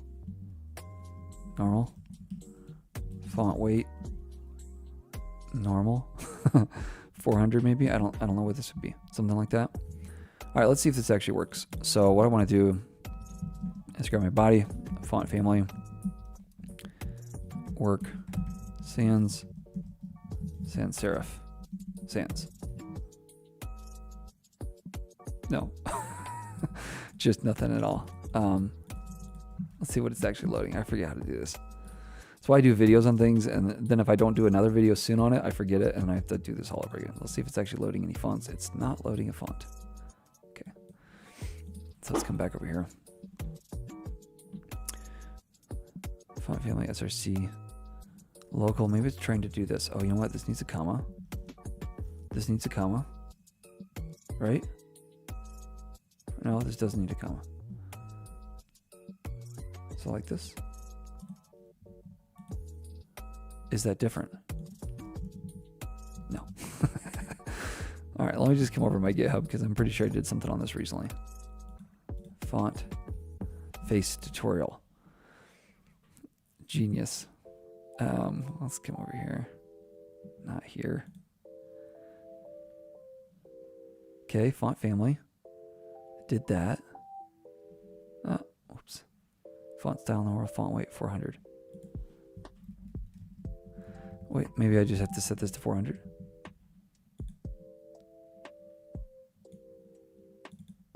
I feel like this is what I'm doing. Let's just replace all this. And we're going to grab work, sans, regular. And get rid of all this. And here we're going to go into fonts. Should be my public directory. Work, sans, regular. What? I should be able to name this whatever I want, right? Why is this thing not working? Body Switzer.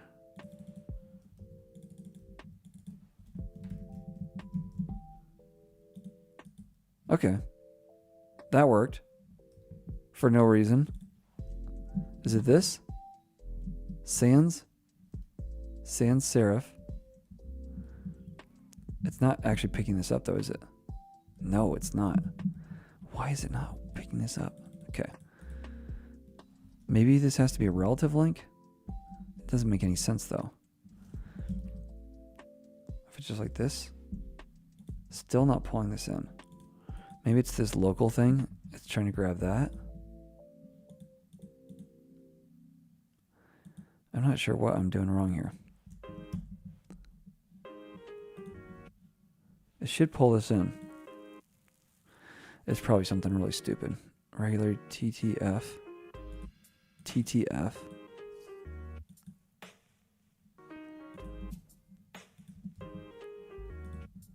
Man, I'm not sure what I'm doing. Okay, well, let's leave it alone for now since I don't know what I'm doing. And I guess I'll have to do another video to figure out in which way I happen to mess this up. Work sans. I should be able to call this whatever I want. I'm referencing it in the fonts directory. Work sans. Am I misspelling something? Regular. 400. Man, I don't know. I don't see anything. All right, well, if you see what I'm doing, let me know, but I'm not going to waste any more time on this. I'll just use the default whatever for now. Okay, other things I need to set up. Man, I'm taking forever now. Isn't there like a README style guide? Here we go. Okay, there is a Google font. Since I can't seem to figure this out, I'm sad to say, I'm just going to come over to the index. Here, we're just going to add it immediately. Astro. Let's call this Astro Accordion. Right here. Get rid of this H1.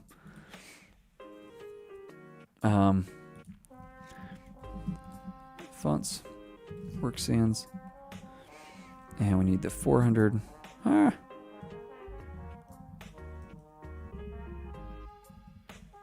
happened? 400. The bold. It's the 600. Semi-bold. Done. Copy the link. Drop this in. There we go. I'm not sure what I was doing wrong locally, but I'm not going to waste any more time on it. Style guide. We got that. 16. That's fine. Okay, so let's grab these colors. I'm going to set this up on the root here. Format after the font URL. I think so. That's what I thought I did. Format. Right? That's what I just don't know what I'm doing wrong here. Maybe we'll leave it there just in case. Like, this isn't working and I don't know why. All right. Either way, let's come in here and we're going to add all these. And let's set these as whatever their lowercase versions are. So I think what I'll probably tend to do is call this like background. Call this like muted. Call this text and call this text muted, something like that. Source URL format. Right? I thought that's what I'm doing. I don't know. I'm not sure. Stuff happens.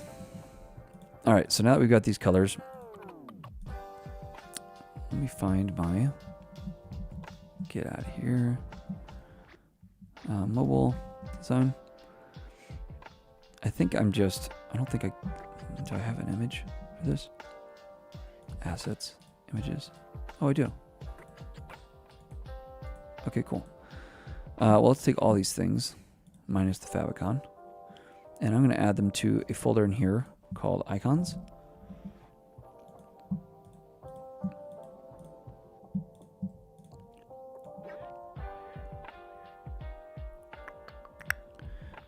And that way we can use them in here. Okay, cool. So we've got the mobile design. What does the desktop design look like? Same thing. Just has that top half. So probably what I would do is just set this up as a like a little backdrop thing. So let's come inside to my index. And we'll put this all inside of a main tag. And then let's just, I guess since this is kind of global anyhow, let's come in here and just add main display grid, place items center, and gap like, I don't know, 3 rem or something between them all. I think that'll work.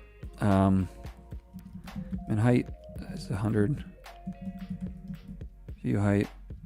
You could also set it as dynamic view height if that happens to work. Okay. Try format true type instead of. Oh, okay. So maybe you just have to do true type.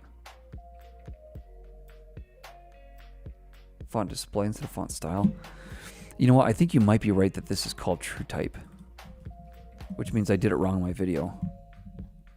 Yeah, look at that. I think you're right. Let's come back to the index. Well, at least I wasn't going insane. Well, mostly. So there we go. So I'm actually pulling this in. Cool. All right. Thank you.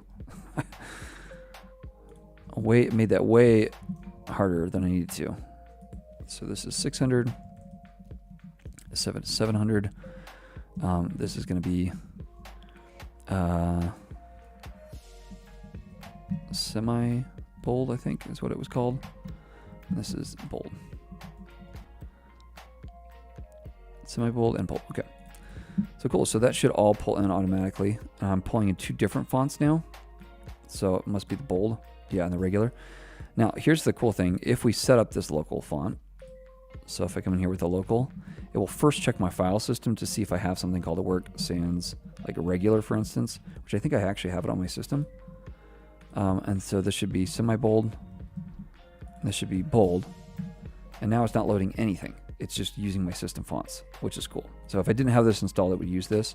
And if I get rid of this, like for instance, if I get rid of this one right here, it will now use bold. It'll actually load that in. So, oh no. It's semi-bold like this. We're going to get this right, and we're going to like it. Format is not specified in Firefox. You may skip the entire format thing. It should still work. That would be the greatest irony. Let's see. And then I need to get rid of these local declarations. Come on. Okay, well, I already had it in there now. Now I'm doing format because of the pain that caused us for no reason. Okay. So now at least we're loading local fonts, which is what you should do if you can. All right, we got these things set. Let's go ahead and set background here. And here we're just going to use my var of background. Let's just make sure this is working. Var of text. Okay, cool. We'll take color, set this to var of text. I think that should work. Okay, other thing we'll do then is let's go ahead and come over this way. We're going to add two different icons. So this should pull in, let's see, import icon from Astro icon. And I'm setting it up like this. Astro icon, I think, like this. It should yell at us, I think. What?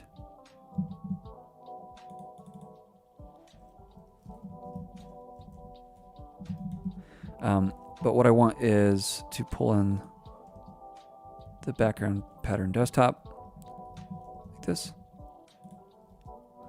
We'll set this alt to nothing so that it has an alt, or it says basically this isn't important. And we can add classes to this as well.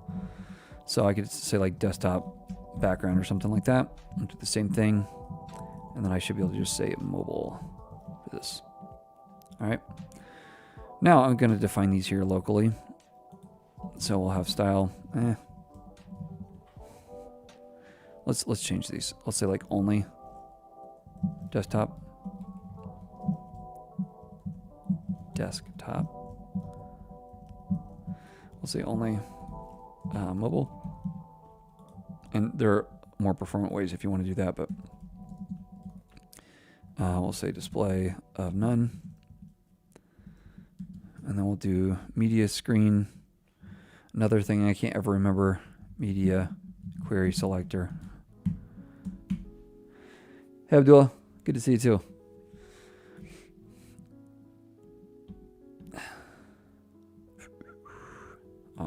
So I always do this screen thing. I don't think you need that anymore, but I still do it all the time. Okay, back over here. So we're going to say when this is like 500, 600 pixels, something like that. I'm going to take the only mobile and display none it. And I'm going to take this and display block it. So there we go. Max width. This should be min width, right? So right now it's 600.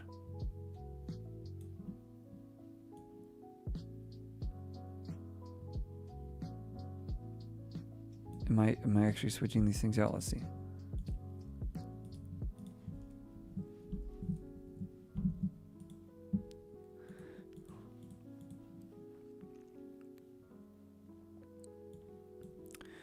Okay, so it is display block right now.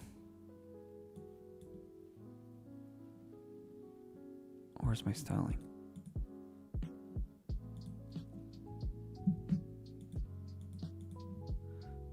I can't tell what it's doing. Okay, so the only desktop I want to start with nothing, right?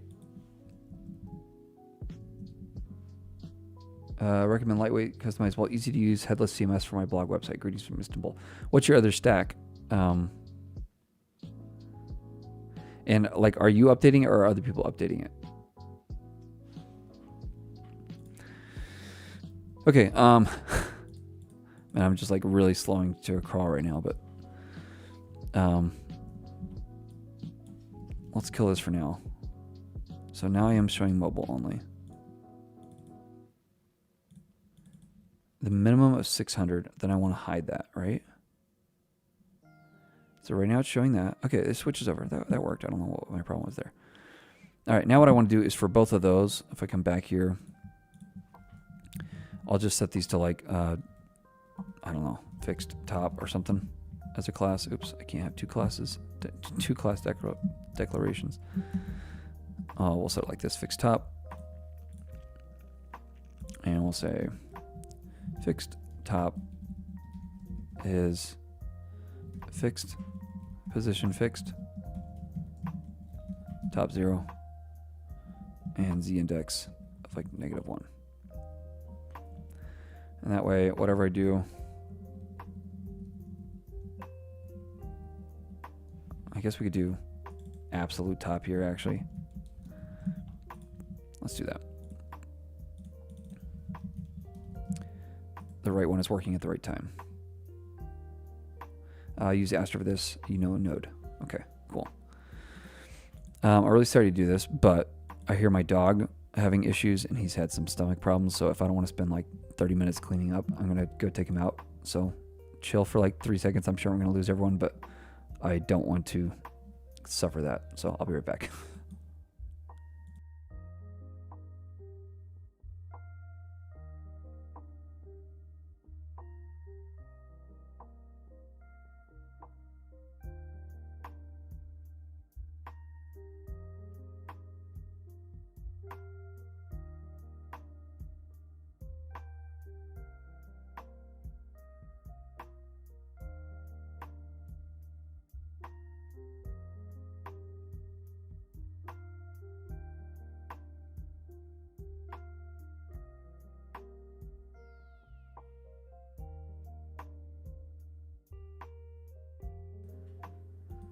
Okay, I'm going to have to go back and get him in a second, but at least for now, we should be good. Let's see once he comes back in here. What was I doing? Oh yeah, styling this. Okay, so now it's at least at the top. We should be good to go. Okay, let's speed this thing up. Let's see. Let's set up some other things we're going to need, like roundings, some spaces. So let's go ahead and do that as well. On the root here, so we'll say that these are colors here. Then let's set up some spacing variables. So we can say like space small or something like that. We'll do 4 pixels. I'm just going to kind of expand this up. Maybe something like that. We'll say extra small. We'll start at 2. Go small, medium. Let's go. I don't think we need a lot of options. Let's be large, extra large, and extra, extra large. All right, 10. Maybe we go 12 and 16 or something. I think that should work. And what else do I need? I need some roundings, radiuses. So we'll say radius, or how about round, small? That looked like we've basically got 2. We've got the full round, which we may not even need that. So let's just set it there. Let's do like 6 pixels, something like that. And then unfortunately, I'm gonna go check on my dog. Sorry.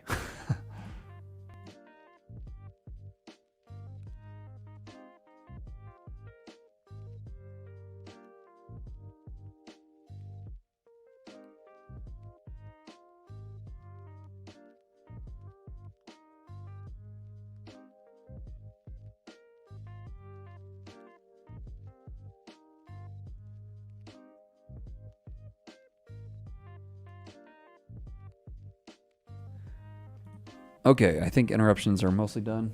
Now he's just hanging out wanting to get pet, but at least I don't think he'll blow up anywhere. Radius. All right, back inside here. Is anybody even still here? Yeah, a couple people are. Okay. Let's grab this accordion. Now we've got access to all these things inside of there, so that's what I think we'll do at this point. So we'll kind of leave this alone, I think. I guess I should probably have these in some kind of a wrapper. So we could do that. And here I think I'll declare this in this section. So wrapper, like max width of like, I don't know, 650 pixels. Something like that. I guess we display the grid this and gap it like var space extra extra large. Sure. Is that right? Did that even do anything? Yeah, it did. It's not enough though, so let's do like 4 of them. Done. All right, now for each of the accordions, here's where we'll actually get into actually designing this stuff. Let's go ahead and come into these sections here. So here I'm going to do a margin, I guess margin inline mostly, right? Yeah, I think that'll work. Var space extra extra large. So give ourselves some spacing there. And then we'll do the same thing here, except we'll do for padding. I'll do everywhere. Background color here, my var background. So now that I've got these global variables defined in that CSS file that's being imported, I can use it everywhere. It's kind of the idea. I see. I guess I needed the background of the whole thing to be different, didn't I? The muted color. So let's set this to muted. There we go. Other thing is I want this to be border radius of bar rounded. Round small for some reason. Let's do rounded since I only have one. That might need to be a little bit more. 10 pixels. I don't know. I should probably do like 0.75 rem here. Something like that. Okay. I think that's mostly set up. Padding, honestly, I need a bigger size than this. So let's just come back over to my CSS and set these up a little bit differently. So let's make this like, I don't know, 24, 16, 12, 10, something like that. Just to give us some more options. I think that'll work. I can probably also come back to my index right here. Var space extra large now.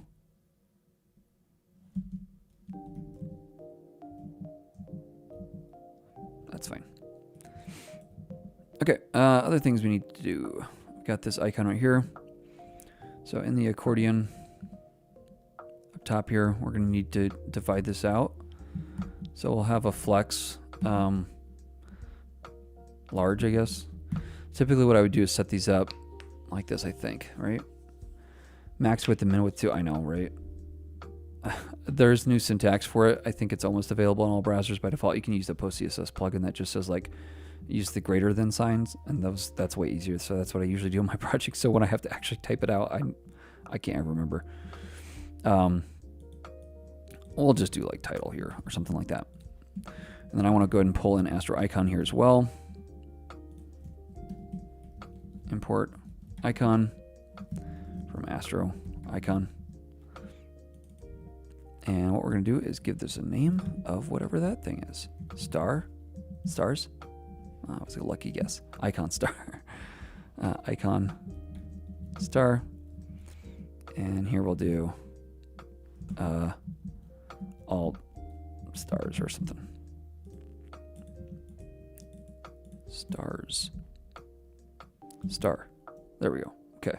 We should probably set a width on here as well of like 24. That'll work. Let's take the title now.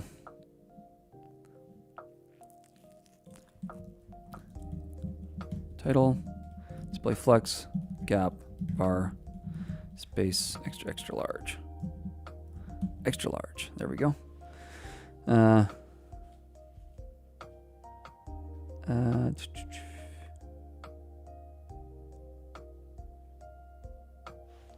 Okay. That's pretty much good to go. We should probably also do some resets here on the button. So let's just go ahead and inherit all the font. So font, inherit. That'll inherit all that from the body. Background color, transparent. I don't know. We don't need to reset that there. We can set that elsewhere. I think that's good then. I'm guessing these are maybe my bold. Semi-bold, I mean. So I'll say font weight is 600.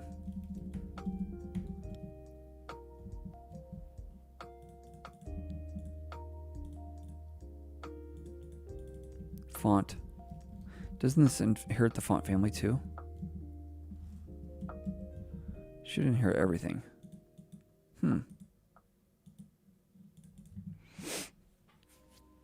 Not sure why that's not working.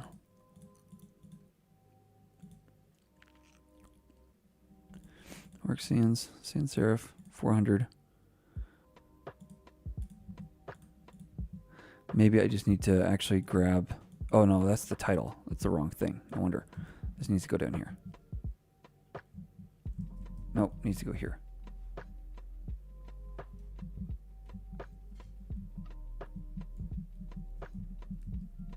Wait, I don't even have a declaration. Okay. Sorry, ACC question. Here's where this goes. Goodness. Just falling apart now. All right, let's also take this whole thing. We're going to set a width here of 100%. So it always takes up the max of what it could or should.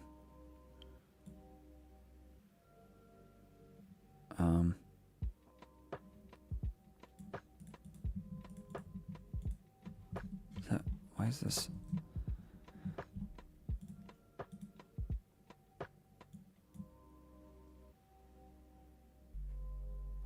Not sure what it's doing here. I don't want it to like move up and down either, so let's come back to the index. I guess this isn't our main CSS, isn't it? Place item center. So let's justify content center. And then let's align items start. And that way it's at the top. No, we're fine here. What I want to do is come inside to the main, and here's where I want to do that.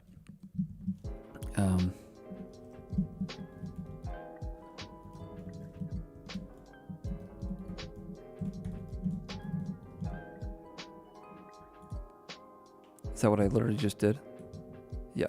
So this needs to be display grid, place items, center. Right? And then we can move these up here. I think that's what I want to do. Okay, there we go.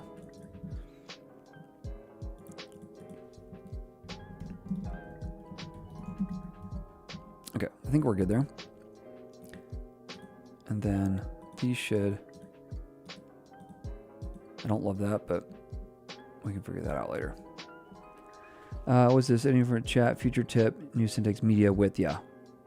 Very well supported.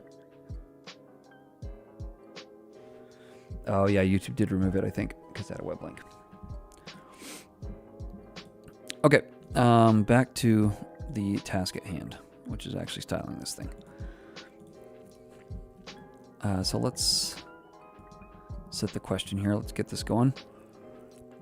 So I'll set the color here to var of dark. I don't know what I set this as.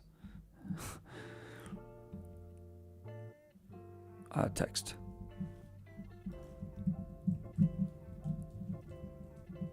Font size. Here's where we'll also probably need to adjust some. It looks like these are supposed to be 16. That's supposed to be whatever that is. So let's come over here, set up some more declarations for the font size. So fonts, if you like font size small or something, that's gonna be 16 pixels. Why don't we do 1 rem? And then we can say large, and this could be 2 rem. Setting up these like building blocks makes it easier when you get around to it. For larger projects, it's kind of honestly not worth it for these small ones. So there you go. That's probably too big, but now we have one spot to control that. So we can do like 1.5 rem. And here we just do font size. For our font size small. Everything else should take on that. Maybe we have a medium too, and this is like 2.5. And maybe that's what we make our title. I don't know.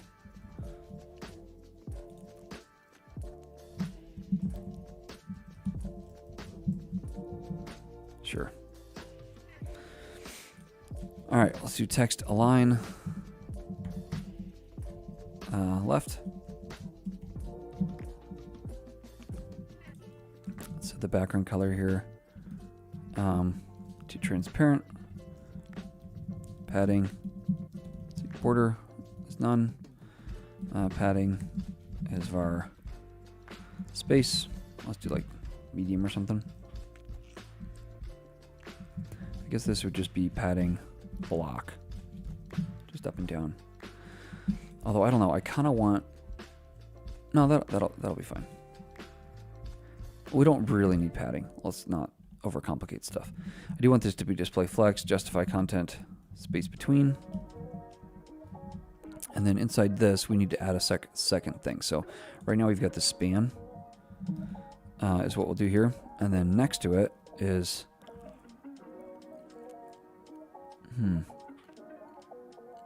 I think that's fine. Next to it is where we'll have our icon. This will be name.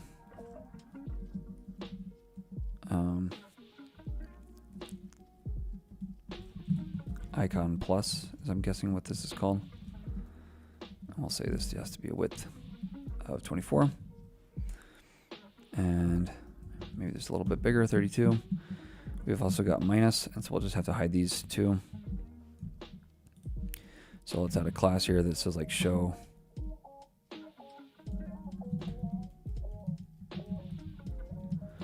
So when this is already expanded, we want this to hide. And when this is already expanded, we want this to show. So we can just toggle this same kind of way we did over here. So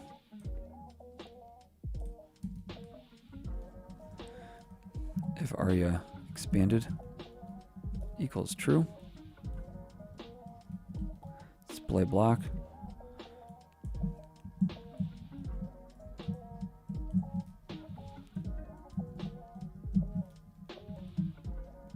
I think that'll work. R expanded equals true. This should be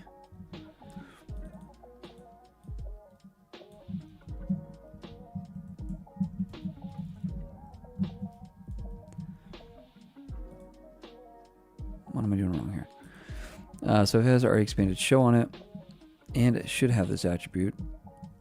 Oh, you know what? And its parent has the attribute.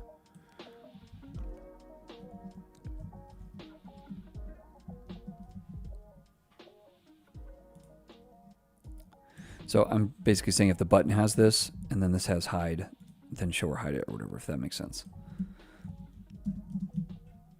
There we go. So now this will basically toggle between the two of them. Other things, I probably want to have a cursor pointer on these buttons. There we go.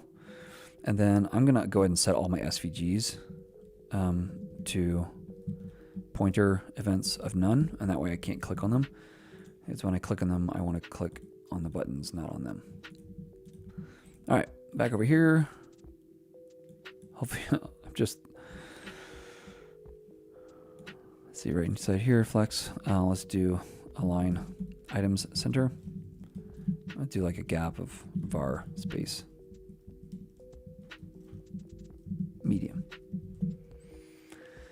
How fast you told I couldn't catch up? Sorry, I don't remember what I did. But now these just toggle back and forth. I don't like how this moves, so we'll change that in a second. But okay, so that's semi-working. These right here, these little groupings, I wouldn't mind these being in their own section. So let's have this be a div, and let's give this a class of like item or something like that. And now these can be more collapsed like this, and we can separate these out kind of custom and let the pattern or the gap on the section here var space be its own thing. Let's do extra large and see what that looks like. Sure. Wait, I guess we've also got these lines we got to do. Oops. Here we'll do display grid, gap of our space, small, medium. I don't know if they really give you like a super defined. And you know what? I don't know that I actually want this to be display grid because I want there to be equal padding here. So I think what I'm going to do is just grab the content here. So right here, the answer.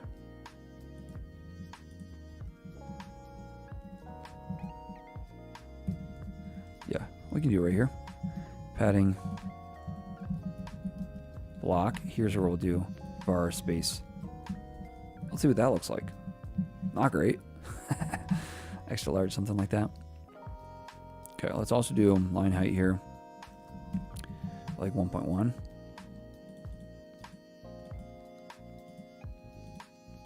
Yeah, I think that works. This item though, since we already have it, guess it would be right here. What I can do is say, we call it Text double dash muted. I'm so inconsistent with these because I just copy stuff over from projects, so I can't remember what I'm supposed to do. But it looks like all the rest of these I didn't do a double dash, so that's, I guess, what we're going to do. So text muted is what we'll do here. That seems way too intense. I feel like this should just be muted. And maybe 2 pixels.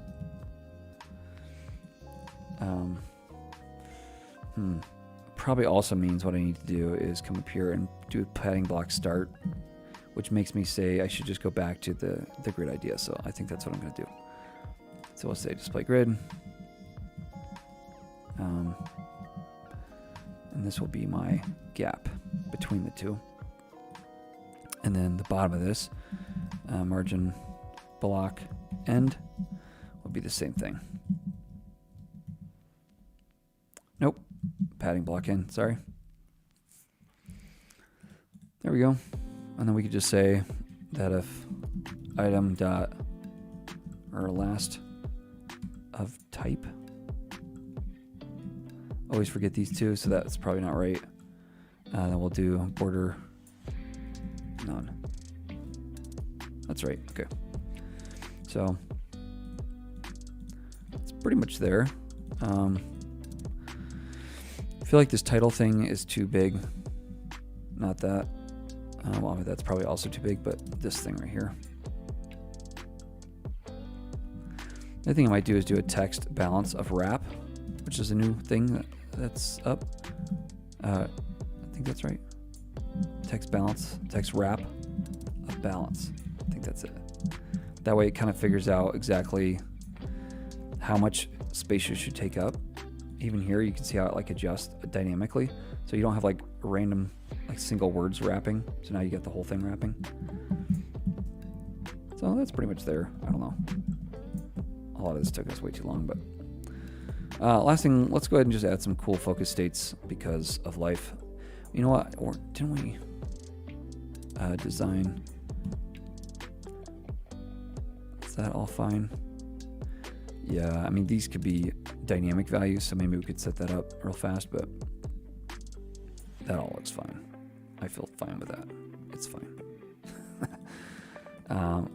Wasn't there supposed to be like hover states though? Design active states. Ah. So if I hover over the button, we can change the text. You know, we can do that. That's fine. Item, question, answer. We've got native CSS nesting. Let's use it. So we'll say hover, color, or did I even have that color? They didn't even give me that color. So we'll say accent equals, and then let me just grab this right here, drop this in here. Balance the thing I've been abusing. I know, right? And then we'll grab the accent and set this up here. So now if we hover, it changes colors. Anything else I have to do for active states? I guess we could also do it. Yeah, let's just also do it on focus. Sure. Why not? Details and summary tag. Yeah, basically, so we have more control. Because I already have to add all. If you watch the super laborious long thing I did earlier, but we set it up to where you have keyboard navigation up and down. You can hit the home and end button, stuff like that. So you'd have to set a lot of that up manually anyhow. But maybe it's better to do that. I think this is just how I've typically done it. And then we set up ARIA roles to connect all these things. I find the details in the summary a little bit hard to style, but maybe I'm misremembering that. I was thinking they were kind of hard to style too. But not a bad question. And always, like, thinking first semantic HTML is always the right thing. So, yeah. Let's set the outline here to 2 pixels, solid, transparent, on focus. So I'm not getting those states. And if you're going to do that, you have to replace that with a focus visible, which is basically when you're tabbing, not when you select something with a mouse or whatever, or with your finger. So here what we're going to do is set a box shadow, and this is what I do for pretty much all the stuff I do, but Here, I'll just set this to var accent just to show you what this looks like. So when I come in here, see how I now get this box shadow kind of thing going on. What I'm going to do is start with this as background, and then we'll do another one here, and maybe this will be like 6 pixels, and this one will be my accent. So we kind of have ringed sections around here. See that? Let's also then set the border radius on this. We might as well set this to our rounded as well, so that it's got like a little rounding. That could be better, could be worse. Let's do like 6 pixels. I guess we'll just manually hard code it right now. Something like that. So that looks better than the current one. And then I guess what we could do if we wanted to is do a transition on the box shadow, like 250 milliseconds. Give me a cubic Bezier curve that knocks my socks off. There we go, something like that. So now you get this little thing. I don't know, that's probably way too long. Let's do like 100. Snappy, right? Okay.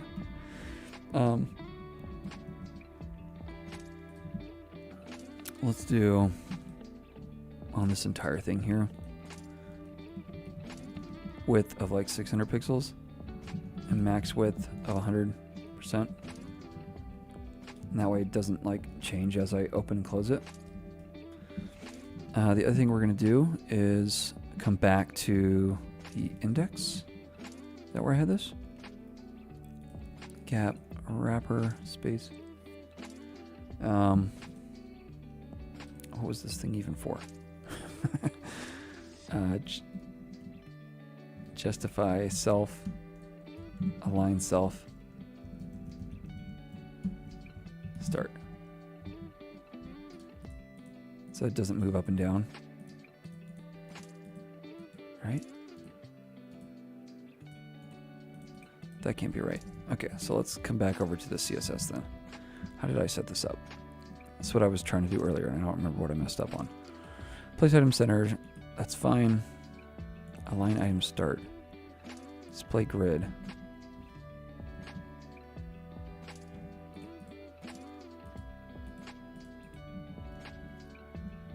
Justify self start. Sorry, align.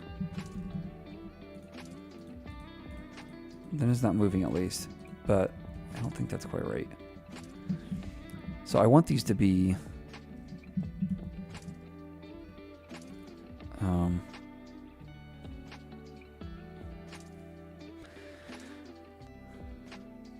see, because these are placed item center, I have to kind of figure out how I want to do this.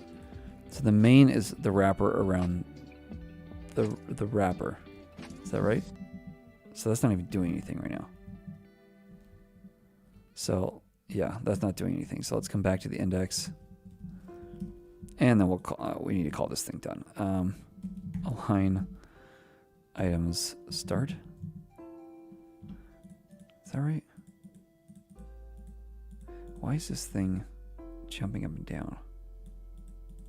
I set this to max width of 650. So let's do the same thing here. Is it these two that are, I don't know. I mean, normally you'd have a full web page, but I'm just not thinking through this, and